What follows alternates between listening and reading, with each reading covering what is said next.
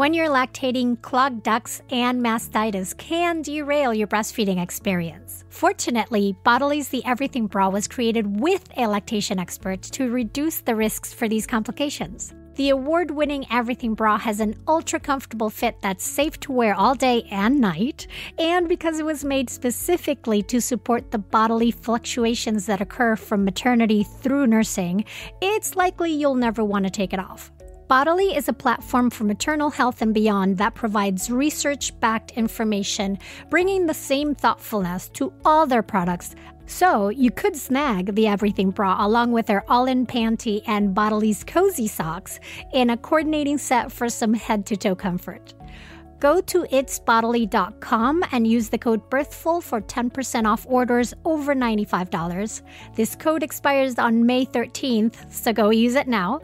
That's BIRTHFUL for 10% off at itsbottly.com. Exclusions apply. Hello, mighty parent or parent-to-be. Welcome to Birthful. I'm Adriana Lozada, and we continue with our series on models and places of birth. So today I have the great, enormous, immense pleasure of speaking with Robbie Davis-Floyd, who is a world-renowned medical anthropologist, international speaker, and researcher in transformational models in childbirth, midwifery, obstetrics, and reproduction. Robbie's here to walk us through the three most commonly used birth models, which she labels as technocratic, humanistic, and holistic.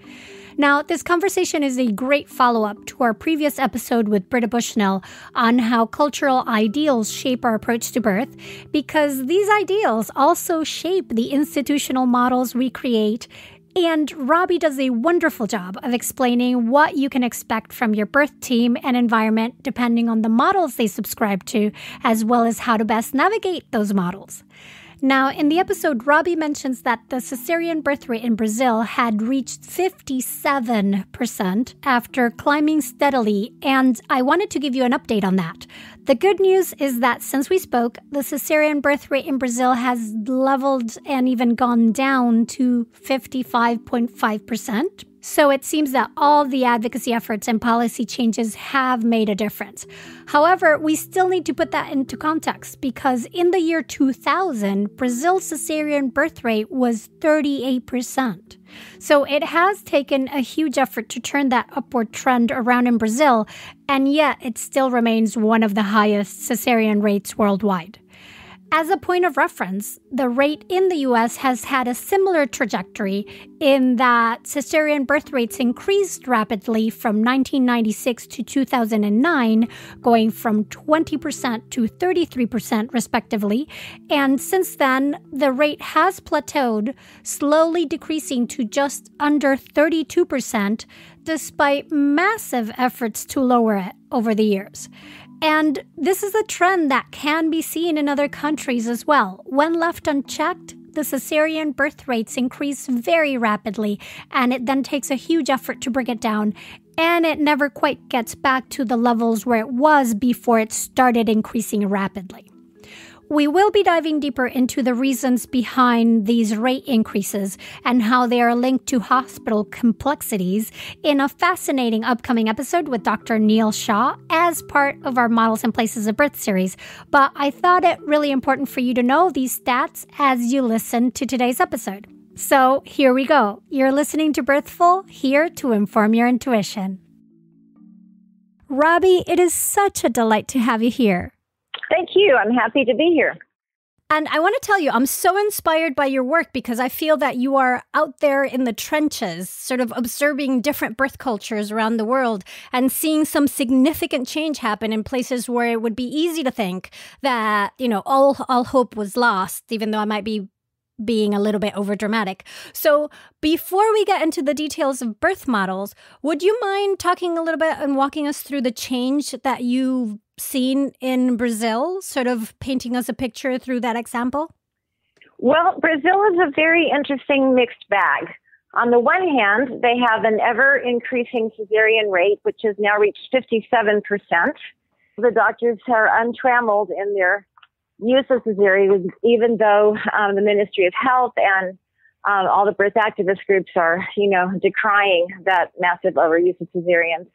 So the contrast there in Brazil is, on the one hand, you have this highly technocratic medical system that is bound and determined to do as many cesareans as possible and to stamp out home birth. And on the other hand, Brazil has the most active and populous and progressive social movement for the humanization of birth in probably the Americas, really, the most organized. They have an organization in Brazil called Reúna, which in Portuguese, which I don't speak very well, is Rede pela Humanização do Parto e Nascimento, which means Network for the Humanization of Birth. And Reúna was officially founded in the late 1990s. They put on their very first conference in Brazil in the state of the city of Fortaleza in the state of Ceará in the year 2000. They chose that city because WHO had its landmark conference there in 1985 when they came out with their goal of a 15%, no higher than 15% cesarean rate for even tertiary care centers, which of course hardly anybody meets anymore. Just a few countries managed to do that. But they put on this conference in Fortaleza in November of 2000, and I was one of 5 international speakers invited. There was Martin Wagner and Leslie Page, a wonderful midwife from the UK, and Ina May Gaskin, and me, and Jose Vilar, who was at the time the head of MCH for WHO.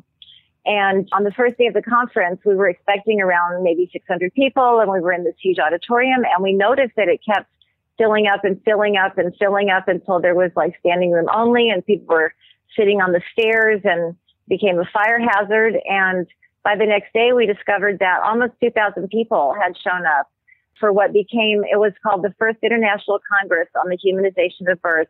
So that was an amazing start. And I'll tell you a funny story about my experience there if you'd like to hear it. Absolutely.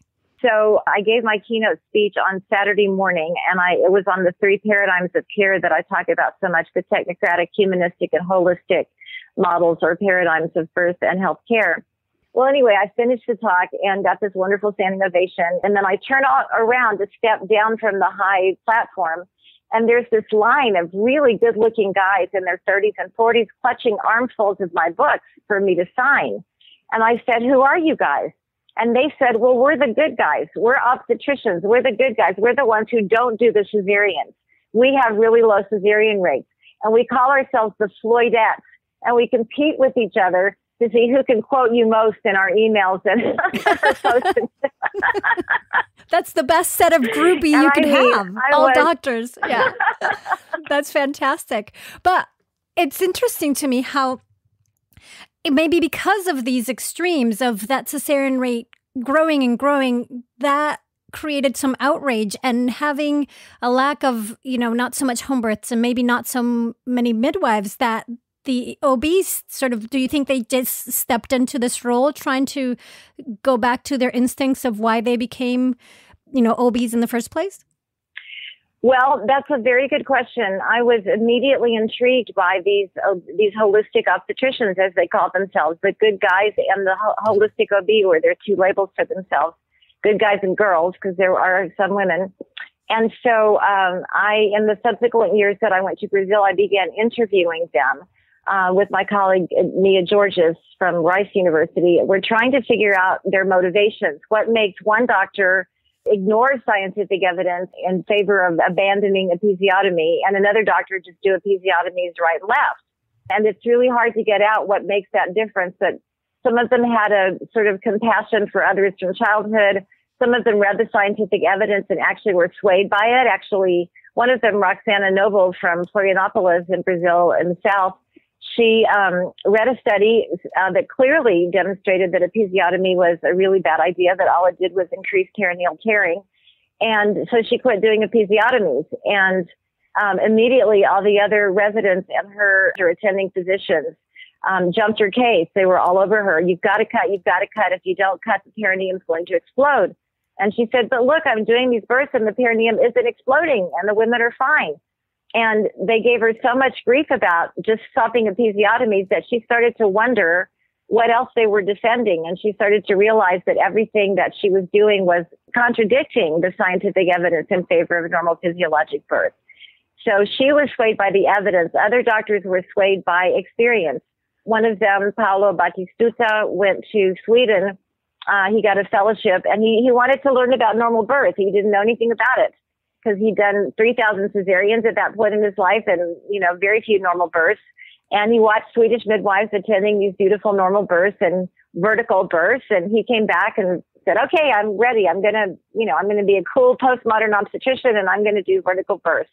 And the first new client that came to him was a French woman who said she wanted a vertical birth. And he said, I'm cool with that. I can do that. But he'd never done one before. He'd seen them done, but he never actually done one.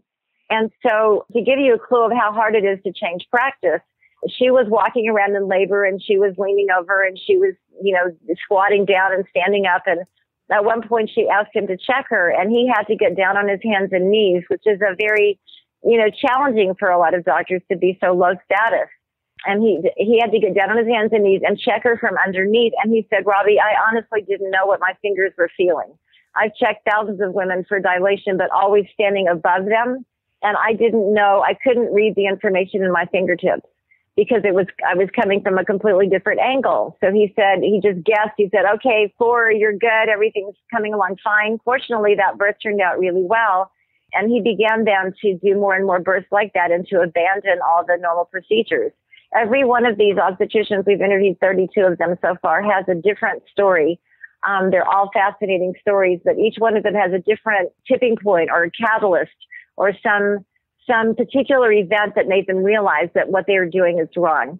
I'll offer one more example. Ricardo Jones has become a good friend of mine. He runs a home and hospital practice home birth and hospital birth practice in Porto Alegre in the very far south of Brazil near Argentina. And he was an Air Force resident, and he was like a first-year resident. And a nurse comes running up to the room where the young residents are waiting for their, to be called. And she said, doctor, there's a woman who's in labor. She's walked in off the street. She's about to have her baby. You've got to come quickly. So he went down there and he pushed open the door and didn't see anyone on the table. So he turned to the nurse to say, are you teasing me? Are you trying to make a fool out of me? And she said, no, doctor, please open the door further.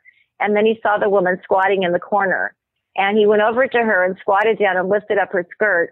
And he saw that the head was crowning. And he said, Senora, what are you doing? Get up, get off the floor.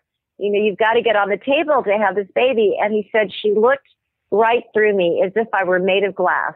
She was in that altered state that Michelle Odant calls it going to another planet. I call it going deep down inside, but you enter a deep delta state, and she was in that state and she just could barely even perceive him. She just looked right through him. And he had to catch the baby without even gloves on, which he'd never done before.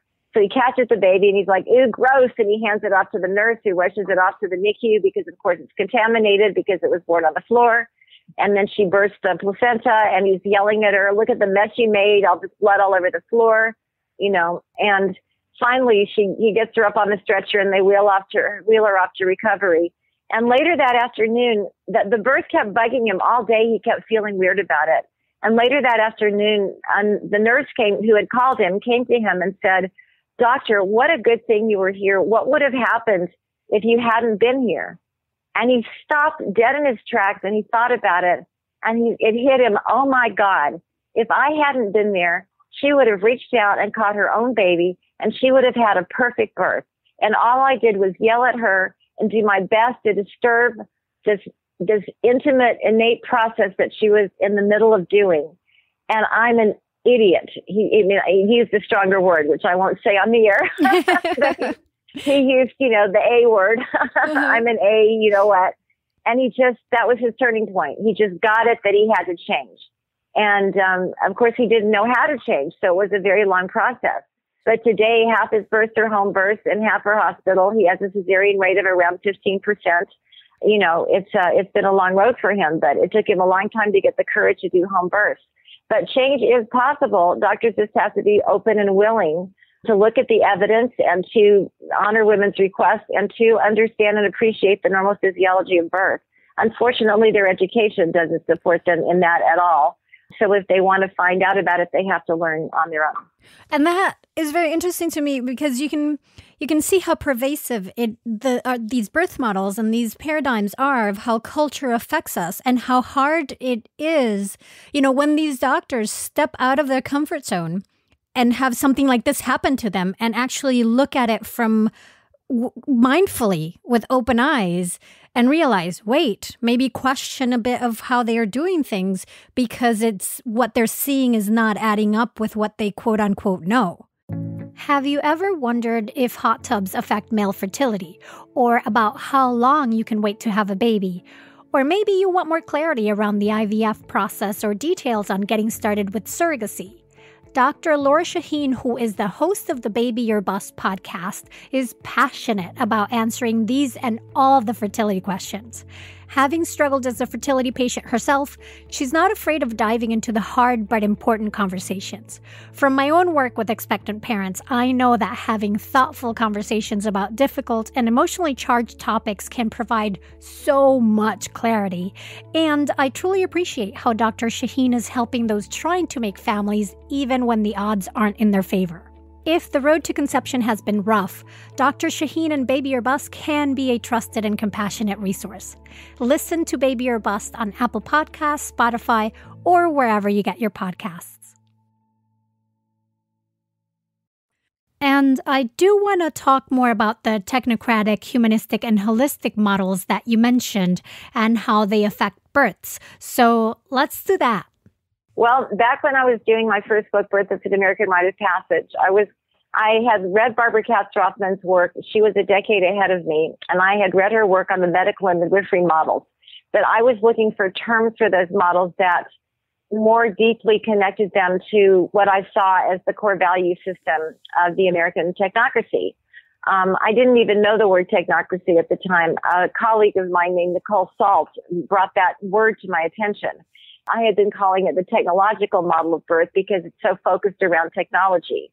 But technocracy, I came to understand it and to develop my own definition of it. For me, a technocracy is a society developed around an ideology of progress through high technology and the global flow of information through high technology. And also, of course, business and making money and capitalism and all of that. So I started calling it the technocratic model of birth because it's a money-driven model, profit-oriented. It defines the body as a machine. If you read any obstetric textbook, it'll say, the peritoneum is covered by serosa, and it just means, a birth is the expulsion of the fetus from the uterus, in very mechanistic terms. And so it defines the body as a machine. It separates mind from body. It focuses on the patient as an object, the gallbladder in room 212, the cesarean section in 313, not as a human being in relationship with other human beings. It's all about aggressive intervention with emphasis on short-term results. So there's what I call the technological imperative. If you can do it with technology, you will do it with technology. You must do it with technology. So in that model, patience is not a virtue. You employ interventions as much as possible to get the baby out as quickly as possible. Hospitals that run entirely under this model are basically assembly lines. And you don't see that as much in the United States anymore. You see it most dramatically in developing countries that are under-resourced and, they have hospitals with 11,000 women giving birth a year. I recently read an ethnography of a hospital in Mexico where doctors actually manually stretch the cervixes of the women in labor because they have such a high volume and they've got to get the women through.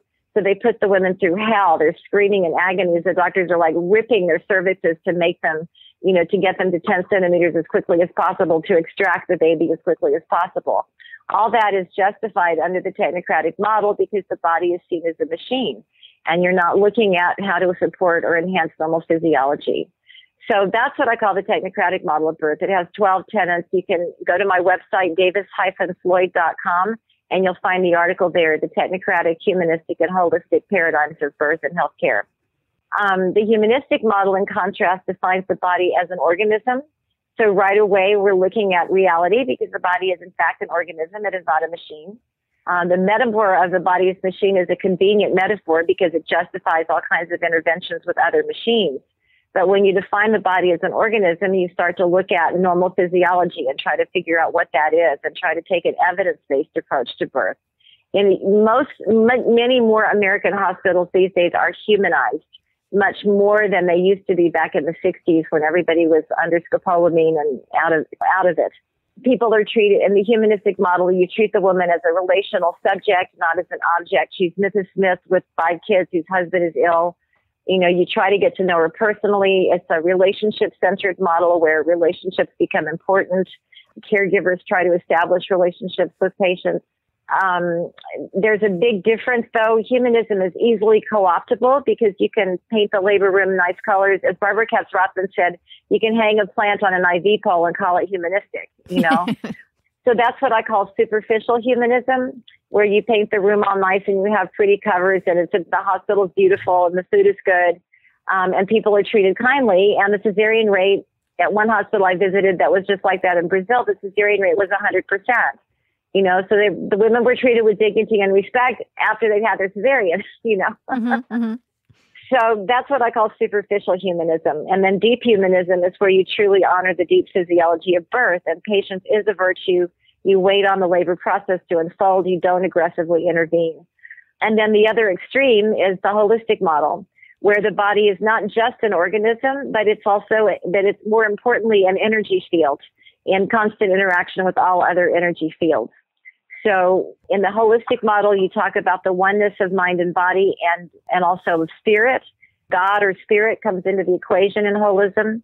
Holistic healers believe that if spirit does exist, that it must be the most powerful force for healing in the universe. So why wouldn't you employ it in your caregiving process?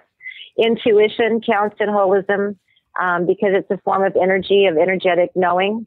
In holism, it's a place where most obstetricians, most doctors don't want to go because it's a big jump to think of the body as an energy field. The second you do that, you can understand alternative modalities like homeopathy or Reiki or massage therapy or Ayurveda or Chinese medicine. All of these are, you know, holistic energy-based modalities. If you don't get the concept of the body's energy, they won't make any sense to you. The most important thing about understanding the body as energy is that you start to deal with the energy around the birth. And you understand that if you intervene at the level of energy, you don't have to intervene at the level of technology. So you can simply change the energy in a birth process. A great example I like to give is of a midwife friend of mine who was working as a volunteer doula in a hospital in Alaska.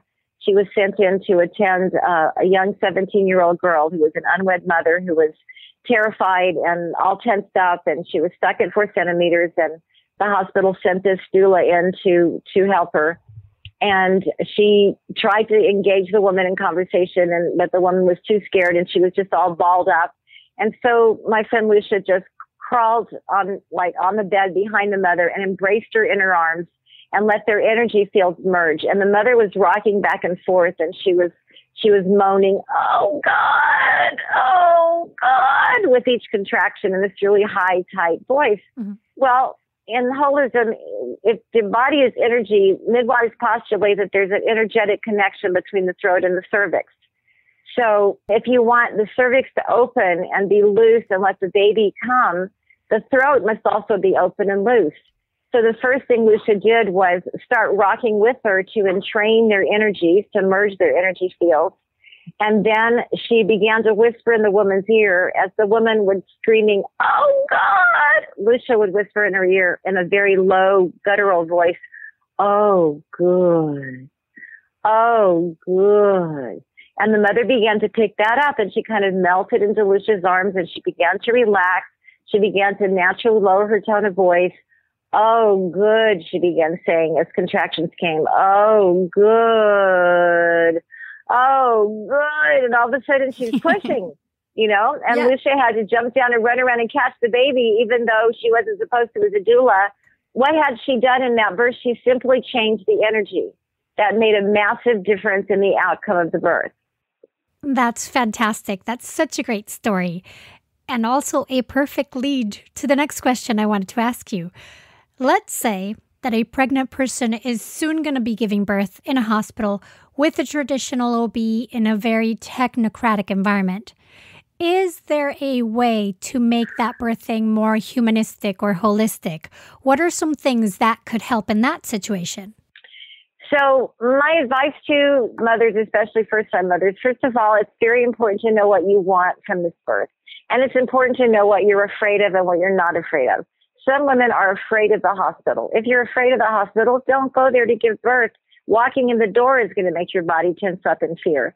If you're afraid of not being in the hospital, then you need to be in the hospital. If you perceive the hospital as your safe place, the place where the doctors and the technology can save you and your baby if there's a problem, then that's where you need to be. So you need to know yourself in order to make the choice. You don't choose home birth out of some, it sounds like it's such a lovely idea. You choose home birth because it's a firm belief that you have that home birth is safer for you and your baby than hospital birth. And it is in many ways. Home birth gives you less iatrogenic intervention, and midwives tend not to interfere in the birth process.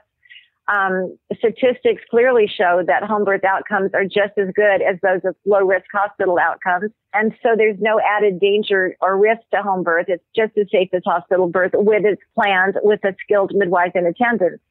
But you should only do that if you're firmly committed to that ideology and if you truly believe in your power as a birth giver, or you want to believe in your power as a birth giver. And it's really important to you to do it yourself. That sense of empowerment that women get when they birth completely on their own, there's nothing like it in the world. If you want a normal vaginal birth in a hospital, you're very well advised to have a doula. A midwife and a doula. In some areas, nurse midwives aren't available, but generally they're much more available than they used to be. So you want either a very humanistic obstetrician. How you find out if your obstetrician is humanistic or not is you look at his cesarean rates, especially for first-time births. If they're higher than 15 or 20%, you really don't want the guy. A lot of obstetricians have cesarean rates of 50%. If you want to schedule a cesarean, he's your guy. But if you want a normal vaginal birth in the hospital, look for someone with a relatively low cesarean rate and with a compassionate attitude, someone who'll spend time with you during your prenatal visits and not shush you out the door in 5 minutes without answering your questions, So you're well advised to have a doula who comes to your home as soon as you go into labor. You want to establish a relationship with that doula before you go into labor, meet with her several times during the pregnancy, and then have her come to your house. And the doula will know when it's time to go to the hospital. If you go to the hospital too soon, the classic scenario is you get to the hospital at 1 or 2 centimeters and you think you're in labor, but you're really not. You're in what midwives call the latent phase of labor, and that can last until 5 or 6 centimeters. It can take 2 or 3 days to get past 4 centimeters, and that's normal. Then you want to stay at home with your doula and your midwife if you have one. You want to eat and drink as much as possible, as much as you want to not get exhausted. And labor is hard work. You need nourishment during labor.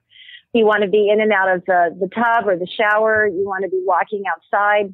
And then your doula will know if you really want a hospital birth when it's time to go, because your contractions will change. The nature of labor will change. And when you enter the active phase of labor, which is at 5 or 6 centimeters and beyond, at that point, there's not a lot they can do to you in the hospital that will slow labor down. If you go to the hospital at 1 or 2 centimeters, they're likely to want to put you on Pitocin to speed labor up. And that produces contractions that are more painful. And so then you're going to want the epidural. If you give the epidural too early, that slows labor. Then you need more Pitocin to speed labor up again. Then the baby goes into distress because of the added stress of the Pitocin-induced contractions. And then you end up with an emergency cesarean and you say, oh, doctor, thank you for saving me and my baby, when it was the hospital interventions that caused the problem in the first place. So to avoid that and to have a normal vaginal birth in the hospital, you want to bring with you your doula. You want to have a nurse midwife with you if at all possible, and or if you want that. And then you want to go to the hospital when you're well into active labor, well past 5 centimeters. Go to the hospital then. And then you want a hospital that hopefully offers labor and water, at least the option of being in showers. You want to avoid being hooked up to the monitor continuously because the essence of a successful labor is movement. You need to be moving during labor. The monitor and the epidural hold you still. They imprison you. They tether you. And I should say that with a caveat. There are some very savvy doulas and nurses who know how, if you have an epidural needle in your back leading to a tube, you can move a few feet away from the bed. So you can actually get out of bed, even with a monitor belt on, and you can sit on a birthing ball and rock back and forth, rock your pelvis. You want to move your body because the more movement during labor, the more the baby descends, the easier the descent is, and the more successful the contractions are at pushing the baby down. Mm-hmm. So you want to be moving as much as possible. Don't let anybody tell you not to eat or drink, smuggle food in. When you're truly, truly in active labor, you won't be hungry. If you're hungry, that means you've got some more hours to go. You want to eat to keep up your strength, right? So take the doula. Don't go to the hospital till you're 5 or 6 centimeters. Go with your doula and make friends with the nurses. Be nice to them so they'll be nice to you. And and that's the best way to achieve a normal vaginal birth in the hospital. That's so many great tips and recommendations. And it does require, learning about these things beforehand. I love that the first thing is know what you want and know what you fear and figure out where you feel the safest. So if we step back to those months in pregnancy in preparation to get to this point, do you have reading recommendations, viewing recommendations, other suggestions to help moms sort of get to that point where they're really believing in their power as birth givers? Yes. My least favorite book for pregnancy is What to Expect When You're Expecting, mostly because they don't give you very much information. They mostly just say, ask your doctor, talk to your doctor. It's not a very empowering book. My favorite book for pregnancy has always been Sheila Kissinger's, either The Complete Book of Pregnancy and Birth or The Complete Guide to Pregnancy and Birth, the latest edition that there is. I love that book because it gives women so much information that's so empowering to help you make truly informed choices. And I would suggest that they watch The Business of Being Born and Orgasmic Birth. That's a great one for getting you into the frame of mind for a normal natural birth. For people who are offended by the term orgasmic birth, the producer, Deborah Pasquale-Bonaro, made a second video called Organic Birth, which some people are more receptive to the title. But those, and yes, there's a treasure trove of wonderful videos out there on YouTube and elsewhere. It's very, very empowering to watch other women go through labor and to read other women's birth stories as well. Correct me if I'm wrong. I have heard that there seems to be, in the near future, we're looking at a possible shortage or decrease in OBs in the U.S., and that's going to create some change in terms of needing more midwives, balancing out. What is the truth in that, and what do you see happening or you can estimate? Well, so the World Organization, jointly with the International Confederation of Midwives, a few years ago, issued a global call for 350,000 more midwives worldwide. What's happening in developing countries is that the traditional midwives, or so-called traditional birth attendants, which is a term anthropologists don't like because we think it disparages their role as midwives to their communities. But traditional midwives are being phased out around the world in developing countries that are trying to modernize, and they see traditional midwives as these pre-modern vestiges of the past. Even though many of them have done thousands of births and are extremely capable and competent practitioners, they carry this aura of scraggy old ladies in shawls or saris that the governments of their countries don't like and don't want to support. So they're trying to get rid of traditional midwives and replace them with skilled professional midwives. Not that traditional midwives aren't skilled, they are, but in the language of, the development community, it's all about skilled birth attendants, primarily midwives, who need to be trained around the world. Certainly in the U.S., we have a huge midwifery shortage. Midwives only attend about 12% max of all the births in the country, which is ridiculous. In Europe, midwives attend 80% of the births. In the countries with the lowest intervention rates and the best outcomes, like the Scandinavian countries and the Netherlands, midwives attend the vast majority of births. In New Zealand, you have a midwife at every birth. Even if it's a scheduled cesarean, there's still a midwife there beside you to hold you and hold your hand and support you. So there are some countries with fabulous midwifery systems, like the Netherlands and New Zealand, like Norway and Denmark, which have cesarean rates of 17% and 19% respectively. But then there are, lots of countries where there's a huge shortage of midwives, as there is in Canada, as there is in the U.S., as there is all over Latin America. And Brazil, they do have nurse midwives. They attend maybe 7% of the births in the whole country, So yes, there's a huge need for more midwives. Anybody who wants a marvelous profession that, yes, it's years of training and it's a lot of hard work, but midwifery is a fantastic profession, and I encourage women to go into it. And women and men. Absolutely. No, I totally hear that we need more midwives. And part of what I was asking, though, that I've been hearing about is that there's a projected future shortage of OBs in the U.S., which sort of leaves, is there truth? Like, to me, that seems like a great opportunity to fill it with even more midwives, if that's where it's going. Yes, and that's what I was trying to say. Thank you for bringing me back to the point. Yes. We do not need as many OBs as we have, at least not for birth. OBs should be attending the 15 to 20% of actually high-risk births that actually need a skilled specialist care like that. Midwives are skilled specialists in normal birth. OBs are skilled specialists in pathology. Well, most births are not pathological, but an obstetrician will turn almost any birth that he can into something pathological because he's trained to only perceive pathology. Midwives, on the other hand, are trained in normal, and so they recognize deviations from normal because they know normal. So they know when to call in an OB because they see that it's not normal, whereas the OB generally sees only pathology and doesn't know how to keep birth normal because that's not his training. His training is in pathology. So honestly, OBs should be doing no more than 20% of the births in any given country, and midwives should be the primary birth attendants. That's how it ought to be. So a shortage of OB doesn't bother me in the least. I just hope we get more midwives. We need more midwifery programs, more funding for them, more women entering them, all of that. Yes, and hopefully a more of a collaborative model between the OBs working together with midwives, and then they can see less pathology and observe a little bit more normal and have this more humanized OBs and holistic OBs like your groupies in Brazil. Absolutely. One of my dear friends, Richard Jennings, is one of the few male midwives. Did you know globally 1% of midwives are male? Like everywhere in the world, it's about 1%. Well, he's part of that 1%. He's the director of midwifery training, the clinical director at Yale. And he has helped organize, they call it their labor delivery ward, they call it the Center for Physiologic Birth. And they're staffing it with midwives, and they're training the OB residents right alongside, neck to neck and shoulder to shoulder, hand to hand with the midwifery students, so that the OBs are learning from the midwives as they go, so that they're internalizing what we call the midwifery model of care, which is a combination of the humanistic and the holistic models in my language. And so, yes, OBs need to be trained with midwives. They need to respect midwives.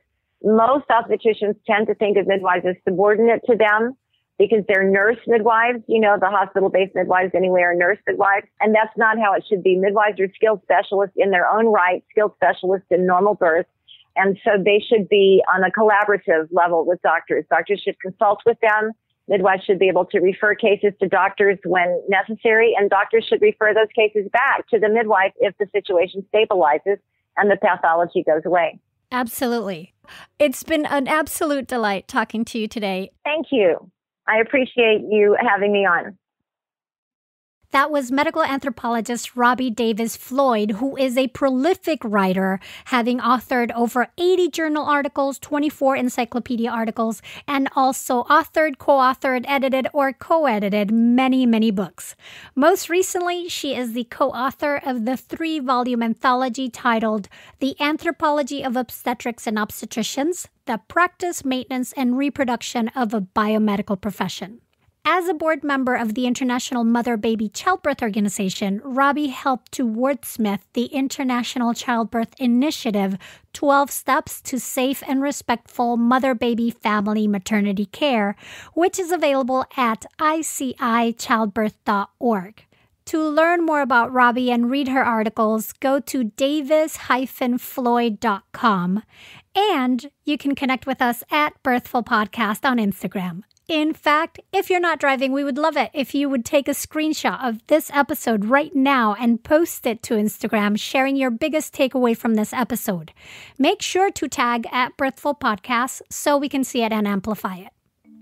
You can find the in-depth show notes and transcript of this episode at birthful.com, where you can also learn more about my small birth prep classes and download your free postpartum preparation plan. Birthful is created and produced by me, Adriana Lozada, with production assistance from Asia Plati.